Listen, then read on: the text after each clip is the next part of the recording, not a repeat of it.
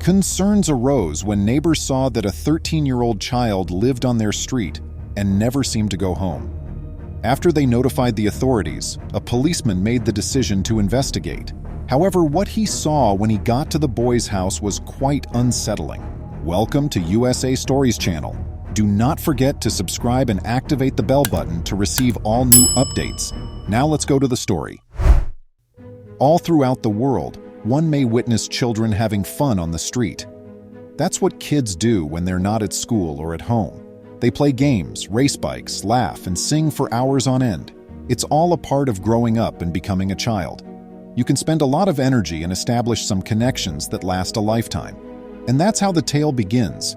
Children from a nearby school used to hang out together on their city's peaceful, serene streets.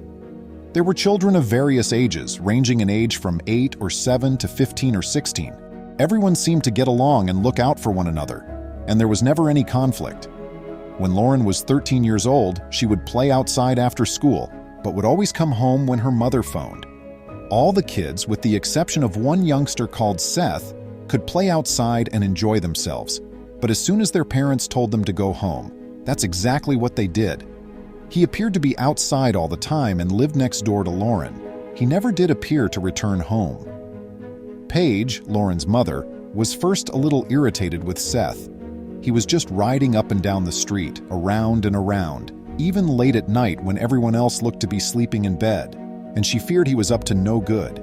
She had no idea that Seth never seemed to go home, and she could never have predicted the tragic cause behind it. Paige became concerned after witnessing the same conduct for a few weeks. She'd never seen Seth really enter or exit the home, but he lived next door and hadn't been there long. Yes, that was quite bizarre. He must have had a loving mother or father, didn't he? Paige walked to the nearby police station and requested to speak with an officer. That was the only thing she could think of to do. She accepted Officer John's invitation to come into his office, where he would hear her account and determine whether or not there was a valid case. "Well," Paige told the officer, "there's not really much to tell. There is a youngster named Seth Martin who is 13 years old. Although my daughter claims he never misses a day of school and he appears to be a decent enough child, he never seems to go home, even when the other children do. He's my next-door neighbor.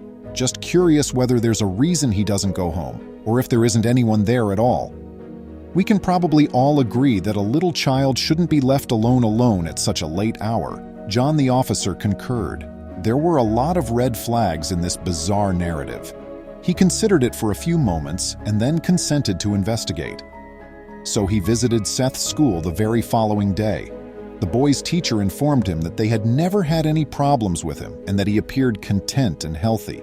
He completed all of his tasks on promptly and with good behavior. He was simply silent. All of Seth's classmates thought he was entertaining and enjoyed playing with them at recess. Neither was he bullied nor was he the bully. He was basically a popular child who blended in well with the other students.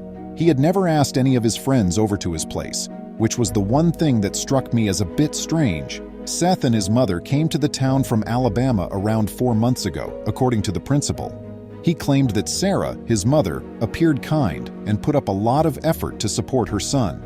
After all, parenting a 13-year-old son by herself couldn't be simple. Officer John became even more confused by this.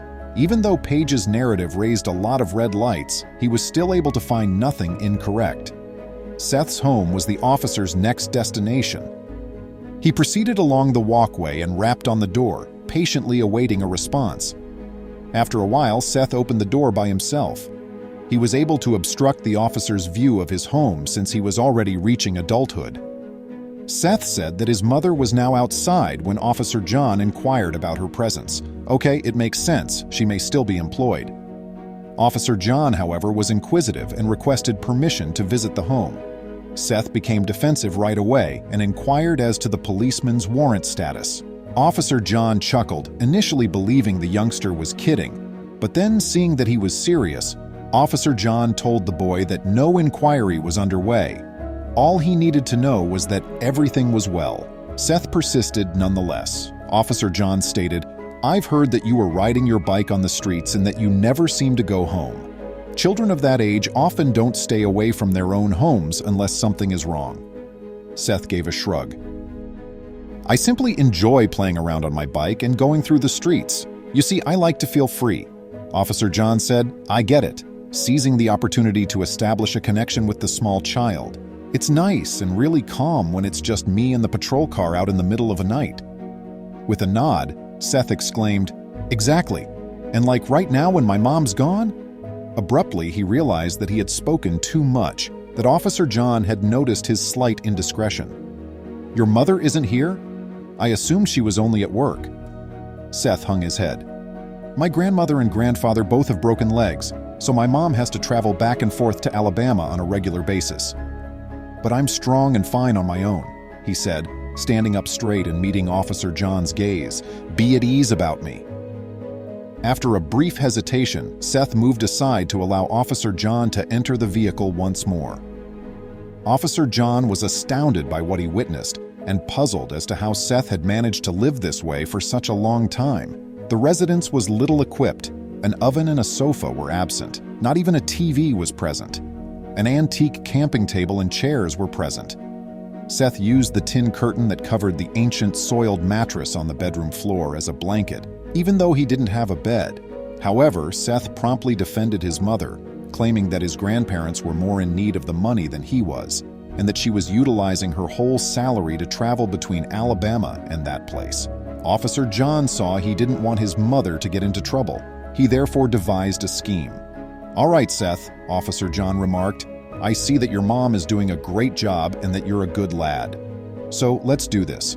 I'll come over every evening and make you dinner. I'll go next door and talk to Paige, your classmate Lauren's mother, to ask if you can stay there every night, and I'll also assist you with your schoolwork. Luckily, Seth accepted the conditions. When Officer John showed up at Seth's house one day, he appeared happy to tell him that his mother would be returning the next day, and this time it would be for good. Well, it's lucky that I have a surprise for you then, John grinned. Why is this surprising? Seth inquired. Seth was brought outside by Officer John to see a truck filled with furniture, including mattresses, tables, chairs, and even a TV. Seth and his mother had gotten them all from Officer John. They excitedly decorated the house together, making it a comfortable and welcoming retreat. When Seth's mother did eventually come home, she believed she had come to the incorrect address. At that moment, Seth and Officer John sprung from the closet, yelling, "Surprise!" and giving her an explanation of the circumstances. She thanked the officer profusely for his kindness and for watching after for her kid while she was away, but she was inconsolable. Seth and his mother knew then and there that they had found a new buddy they could trust. What were your thoughts on this heartwarming tale? Has there ever been a police officer as kind and kind-hearted as Officer John?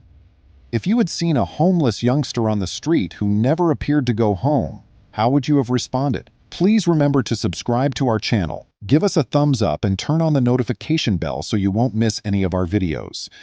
If you enjoyed the tale, the next video that plays on your screen will probably move you too.